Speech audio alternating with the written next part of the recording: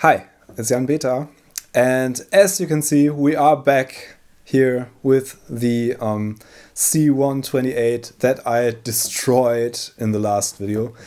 I accidentally put in a capacitor the wrong way round, so it was in the wrong polarity, and I think I damaged something because of that inside this beautiful computer, because what it does, let me demonstrate what it does. You turn it on.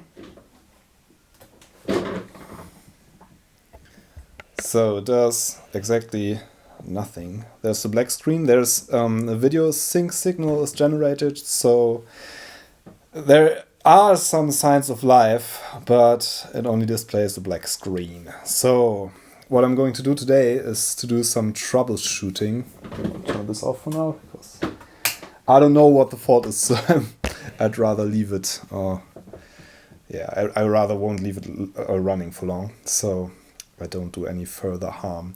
So I'm going to take the board out again and see, and maybe utilize the scope and go through some troubleshooting procedures and hopefully fix this thing.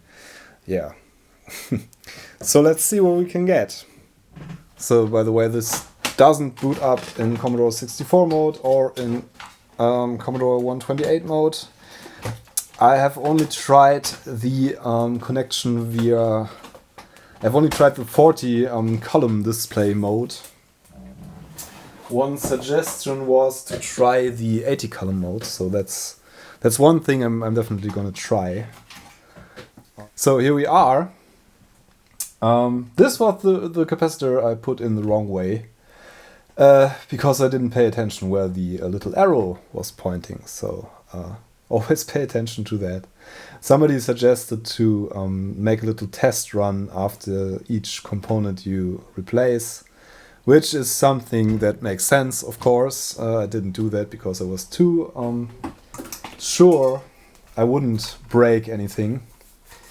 What I did break, what I also did break was, and this is kind of weird because you have to slide it out sideways, and yeah, it's a bit, the construction is a bit weird. So what I also did was to damage the traces beneath the little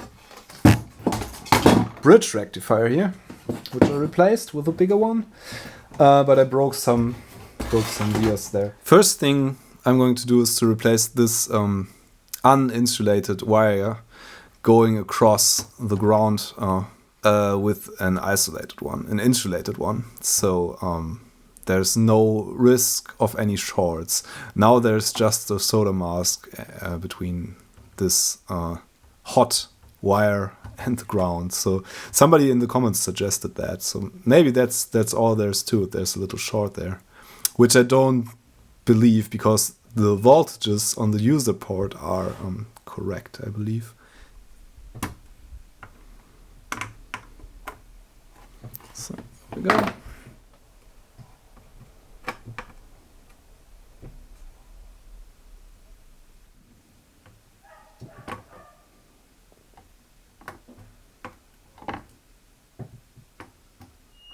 Okay, there's the connection.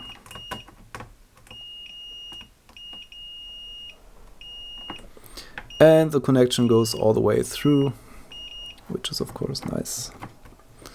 So now we're going isolated. There's no connection to the ground plane. Yeah, there isn't. Okay, turning this on. And it's absolutely the same. So first things first, let's check some voltages, I guess.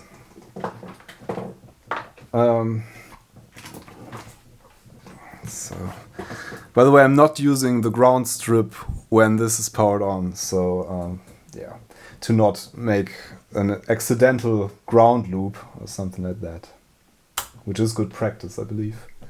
So, yeah, we should have, like with the Commodore 64, we should have 5 volts here, I guess, which is 4.95 volts. I don't know if you can see that, which is fine. It's a bit low, but it's fine.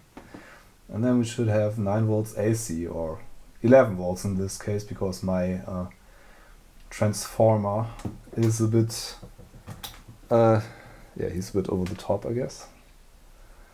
And then we should have 12 volts on our 12 volts regulator, which we have 12.08 volts, which is nearly. So the voltages seem to be there. Let's see if our chips have any. Yeah, I think they are all. It's a bit weird with this computer. Most of the chips are facing this direction with the pin 1. Some are facing that direction, like the processor. So I think this should have 5 volts on pin 40. Does it have 5 volts on pin 1? Yes, pin 1. This definitely gets warm. So I guess this is at least to some extent working. The SID chip needs the 12 volts. So maybe the SID chip is broken. And that's why I won't get a picture. So let's take out the SID chip and see if it changes anything. Trying without the SID chip. No, I have to switch on the power, of course.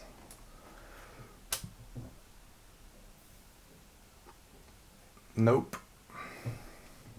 What's next? Let's get out the scope, I guess. So here's the setup. Have my scope set up there.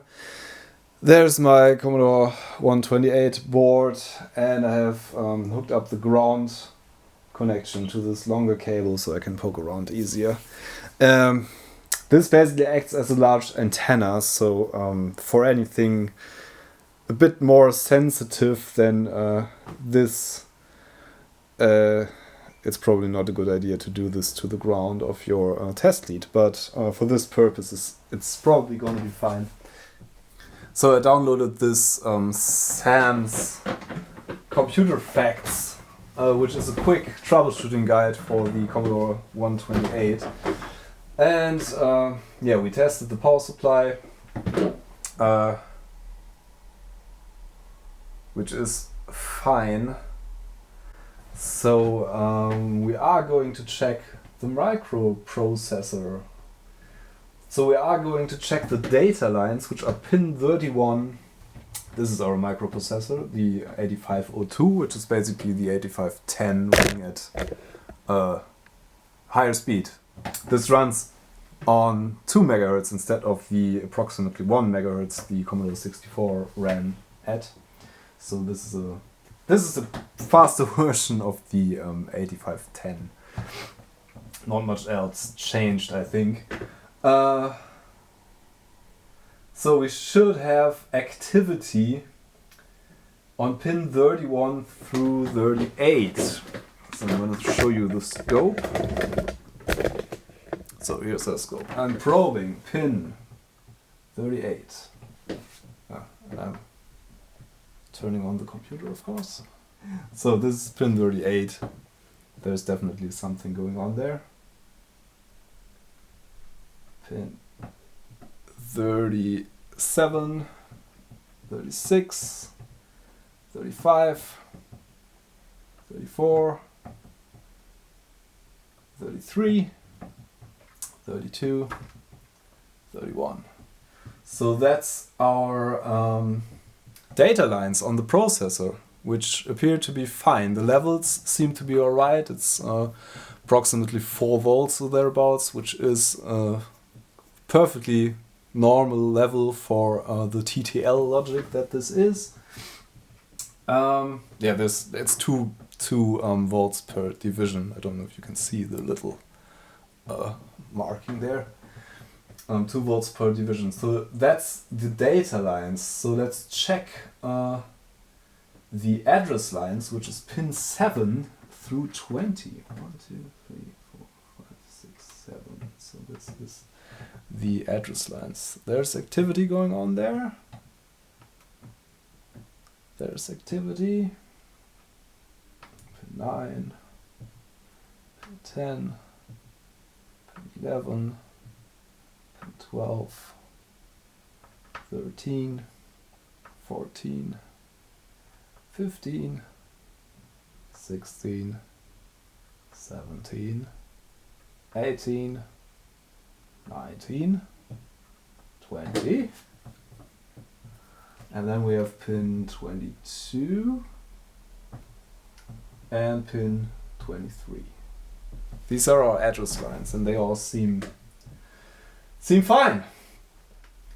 Okay, now next step is checking the reset circuitry, which is on pin 40, which is the top right pin. So this should be okay, we should switch this to DC so we can see if this is high at the moment. This is a high TTL level. We should, if we press the reset button, should be low and then go high again. There we go. That's the reset. So the reset circuitry seems to work well. This is 5 volt logic, by the way. This is exactly 5 volts. Our reset line. Okay, now we are supposed to check for the 2 MHz clock signal on pin 1 of the processor, which is the top left pin. Somewhere there. This is our clock. Yeah, and this is 4 volt positive clock, which looks pretty clean to me. So that's hunky-dory. Okay, 2 MHz clock, check. So now we are going over to the Z80. So this is the Z80. So I'm building something here that I don't want. So this is the Z80 and it's upside down because it has a weird pinout compared to the MOS chips. So they put it in upside down on the board here, which is fine, of course, but you have to count. You have to think differently a bit. So pin 6 should be Z80 clock. So 1, 2, 3, 4, 5, 6. Am I counting correctly here? This should be a clock signal.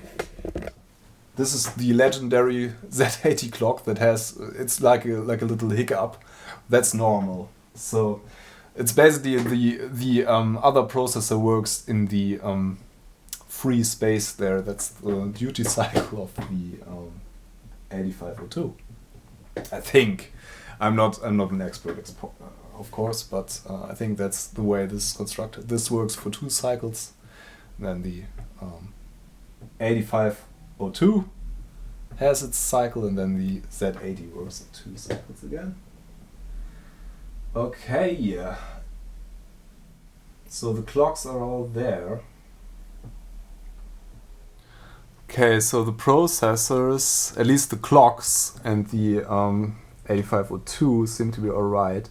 The reset also works.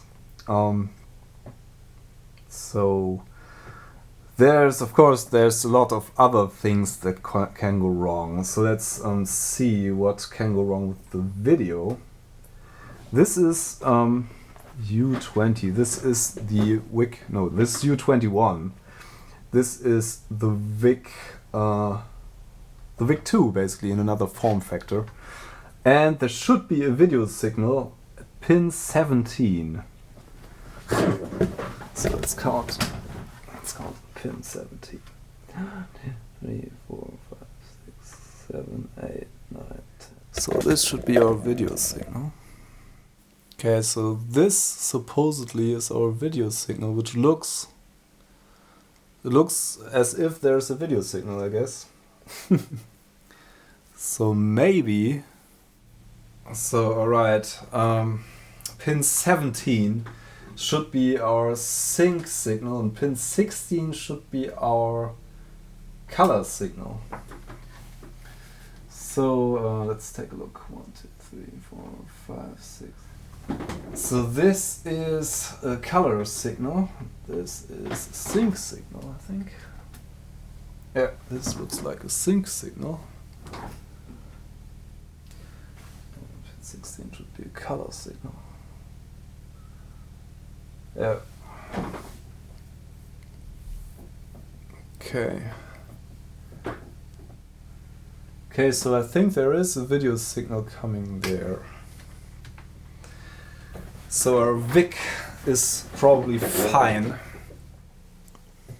So there might be something wrong with the RF modulator. I think I'm going to check if the video signal is coming out of the video out there. So let's see if there's Luma out, which should be this pin. So this is our Luma. This is our composite video. Okay, there's a video output. Okay, so the video output is generated. I don't know, but there is a signal, there is a sync signal. So the monitor, my little upscaler, switches into sync mode, but there's no picture coming out. So I think the VIC-II is alright. There's just the computer is not starting up. And probably the connection to the video output is also alright, I would say. So there's something else rotten there. Okay, so the processors seem to work. The video out seems to work. There's a PLA in here, which is always a common fault in Commodore computers that have a PLA. And there's also a memory management unit in here, which could be faulty. That would result in a black screen like this, I guess. So I think the video circuitry seems to be alright. So, and I have the keyboard connected in a piece of cardboard, so nothing shorts out beneath there.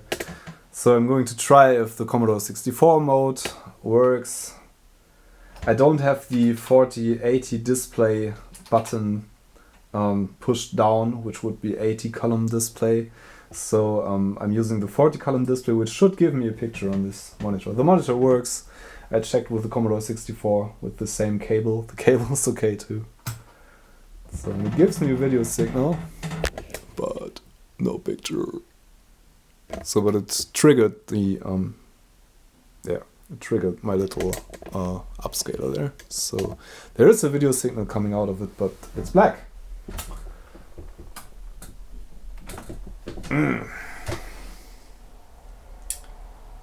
So there's something else rotten. Let's see if we can type in blind commands. So in the SAM's troubleshooting, there's a little sound program, which I'm going to type in. After I've waited a while, this should now be in Commodore 128 mode. I'm just going to type in my little program there.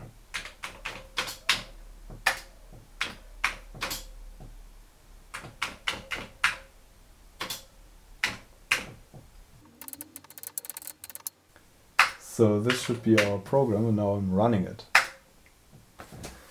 And if this would do anything at the moment, we would hear a sound.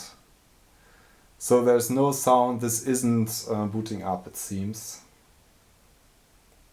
So there's something else rotten. Which could be a lot, of course. Yeah.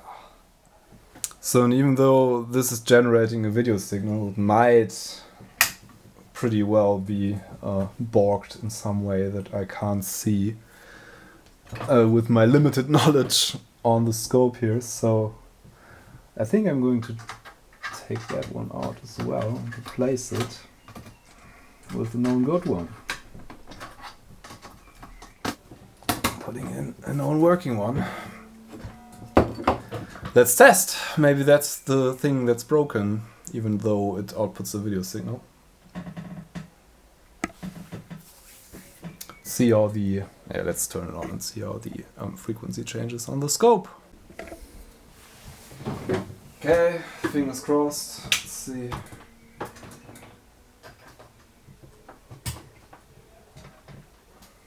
Nope. Let's see if this changed anything. Nope. Still the same. So you might wonder where the VIC-II came from. I actually got another Commodore 128 to have a reference. This one is working, so yeah, this is a luxury.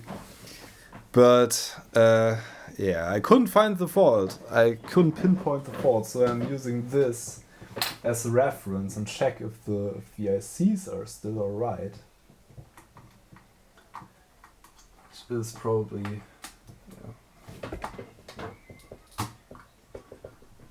which is a very easy way to do it, I guess. By the way, thanks to my patrons, without whom this wouldn't be possible at all. I only paid 65 euros for this one, and it came with the manual and with the power supply, so that's still a bargain, and I wouldn't have paid anything more just for testing purposes, but it was worth a try, so I tried to place this bit, and yeah, here we are.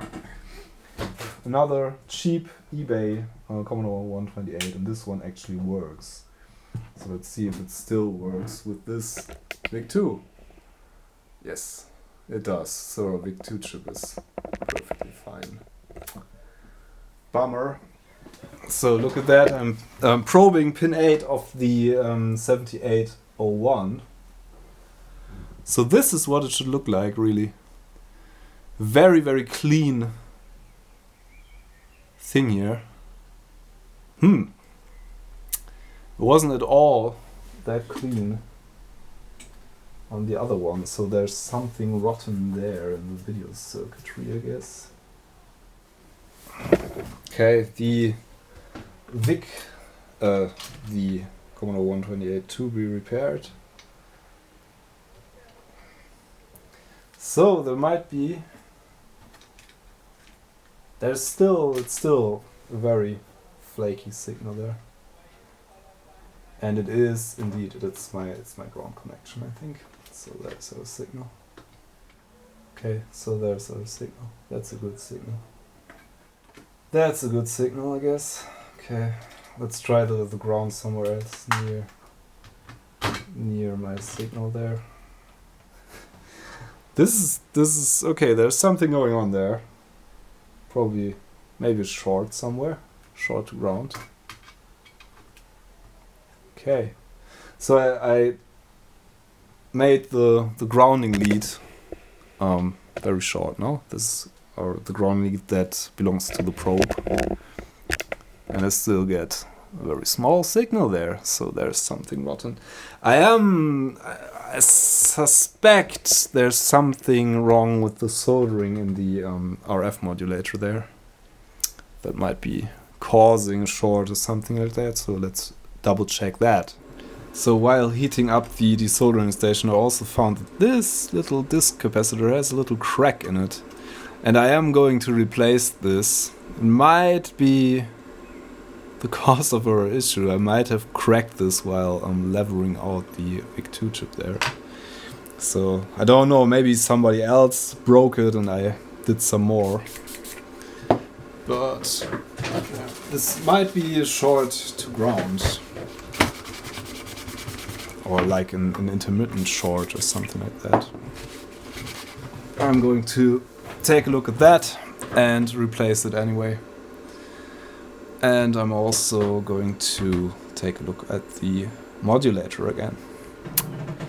So obviously I brought in the other Commodore 128 in case I can't get this fixed, so I still have the opportunity to show you what's going on.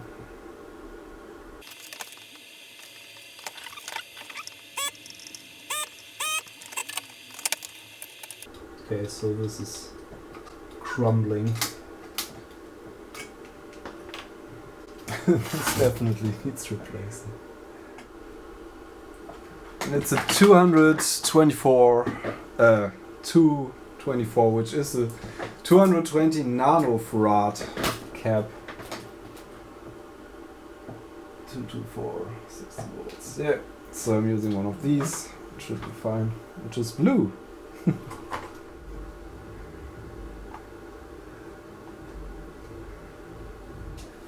Okay, let's see if that changed anything. Probably not. It might be. At least it won't hurt, I guess. Ah! There we go! Okay, so this looks much better than before. No, it doesn't. So it looked much better for a moment there. What's going on? There we are. Okay, so either we have made better contact or this is a cleaner wave, which both would be nice. 1, 2, 3, 4. Yeah, so this is a clean wave there, which is nice. So that's all right now. And also the little blue one looks much nicer and has the exact same functionality. So cool. I think as I have the other board here, I'm going to try to replace this is the PLA, I believe. Yeah, that's the PLA. I think I'm going to try to place this one in the known working machine and see if it works. And then I'm going to do the same for the other socketed chips that I can see here. So of course I had a look at some of the lines on this chip with the scope, and it all seemed alright, but I'm not experienced enough to really tell if it's okay. So here comes the other board. And then goes our chip here.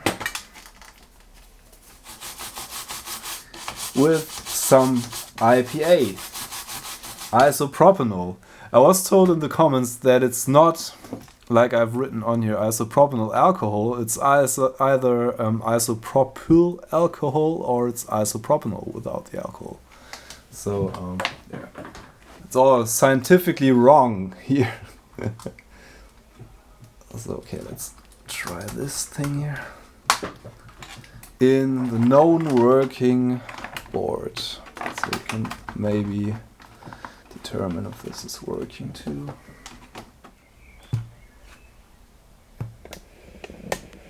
Yep, this seems to be working. So I'm just going to put a little OK on there, I guess. So this is A-OK. This is okay. This is okay.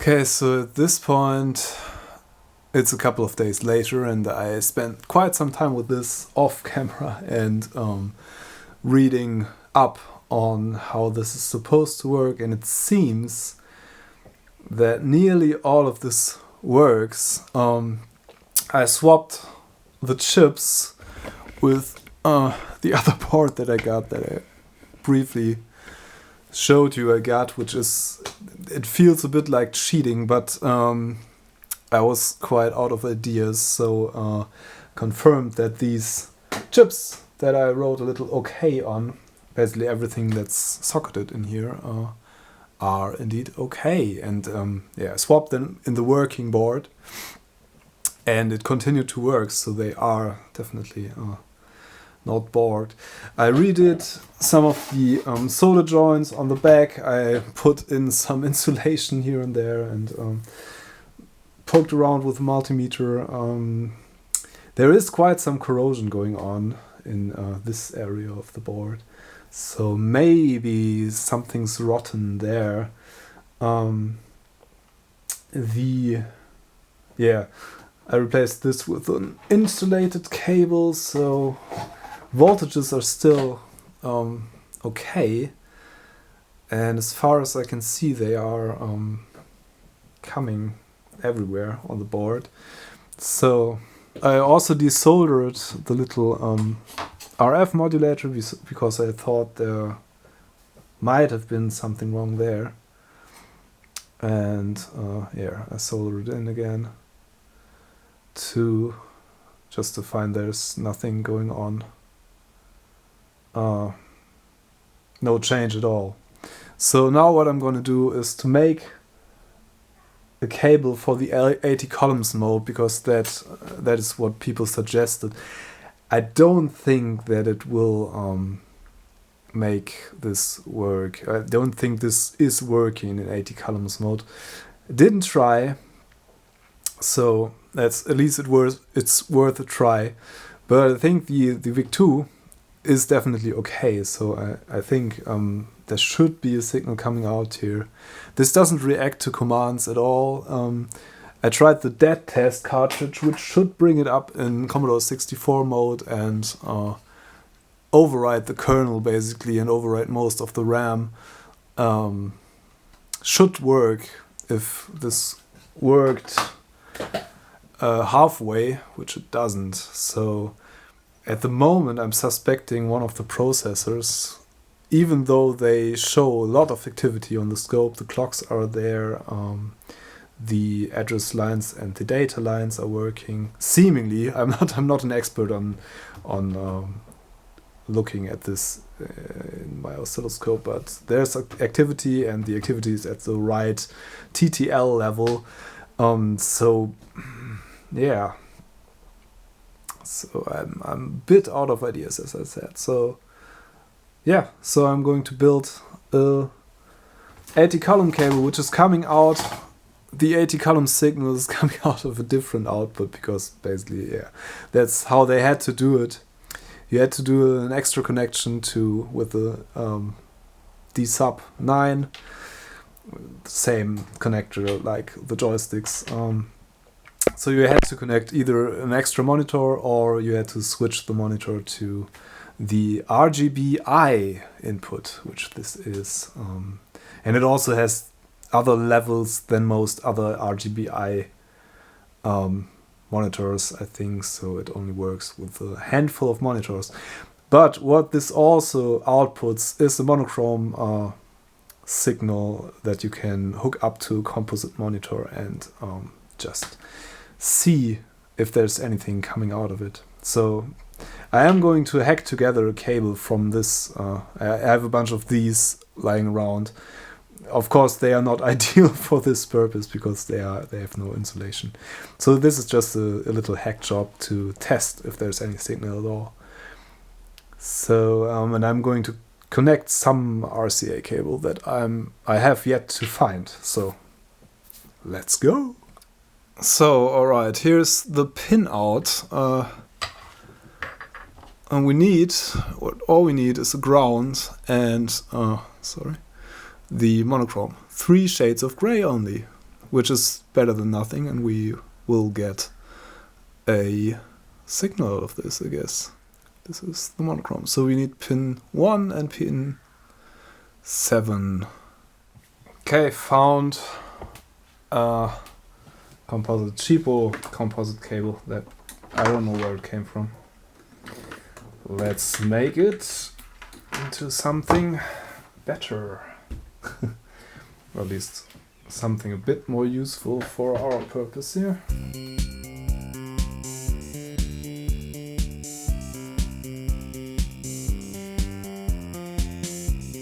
Good enough. Just a little testing cable. So let's hook up the Commodore 128, I guess, to this. Okay, and obviously for testing the cable, I hooked up the working board. So you can see if this works at all. This is 80 column display. Contact. contact to switch this to video, and there we go. So this actually looks great. It's a very sharp image, given that this is a very botched together cable. Yeah, this is a working Commodore 128, but this one worked fine before, so let's check the other one, I guess. Fingers crossed that the other one will work, which I doubt, but let's see. Okay, I have the broken, or maybe broken board hooked up now, so let's see. Contact. We don't even get a signal from this one. So no signal at all from any of the video chips. Yeah. So let's try that again so you can see it. No signal, and it just stays on. No signal there, so it doesn't even get a sync signal or anything like that. Which is of course, yeah. It means something outside of the video chips is broken. I tested the video chips, they are both fine in the working board, so there's something else rotten in this board. This is a head scratcher. So, as you have seen, I have tried quite some stuff with this board, and I couldn't make it work again yet. I think I'm going to call it a wrap for this video because it's already been quite long, and actually the time I worked on this is actually upside down, isn't it? I should put it like this so you can read the Commodore 128 C128, the logo there. So yeah, I worked on this quite a while, and it actually was quite a bit more than what I actually filmed. I swapped all the chips that are socketed with the working board. I swapped these from the non-working board into the working board, and it still worked, so they all got a little okay from me. Poked around some more with the multimeter, with the oscilloscope, and everything basically seems to be alright.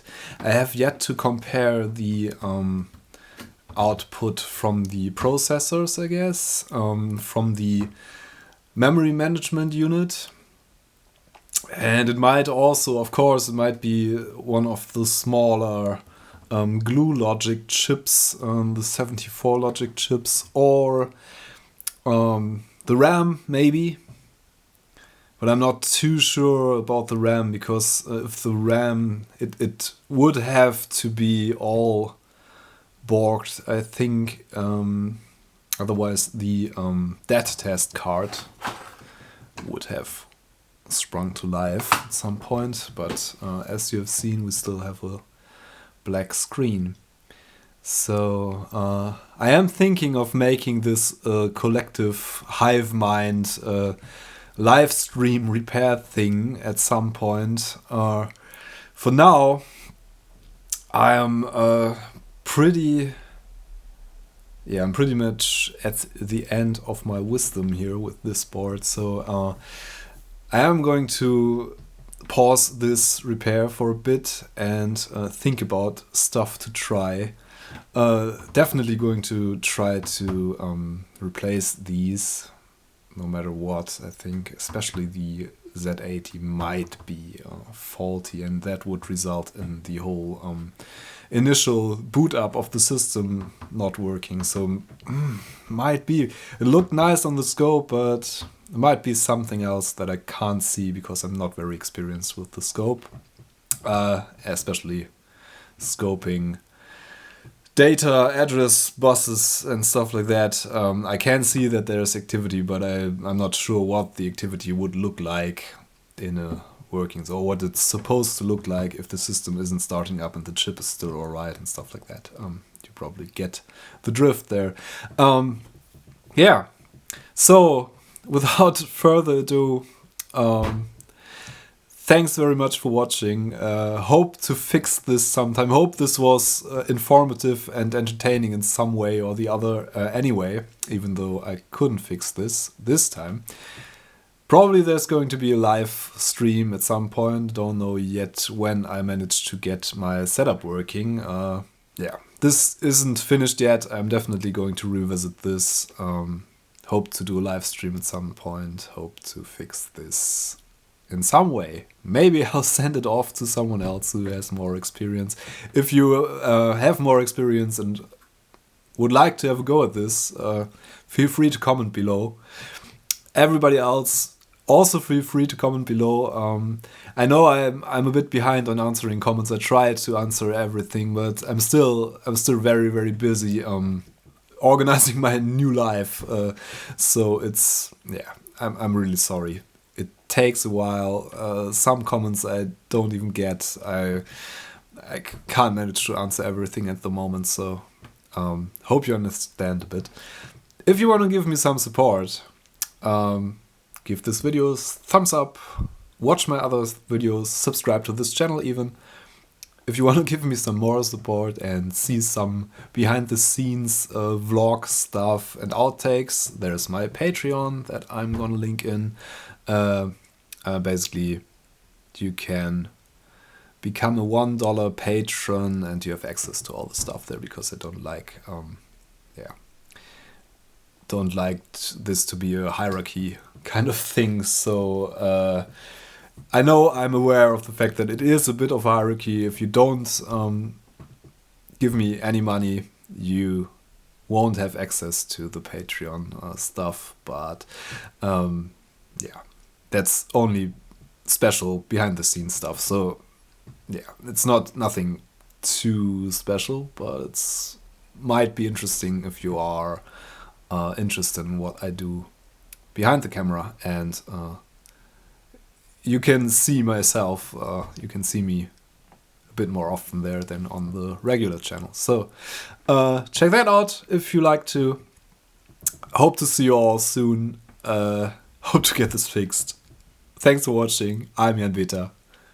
See you next time. Bye. Maybe if Bill Hurt is watching this, or Dave Haney, help me. Help me. Probably won't, but would be fun.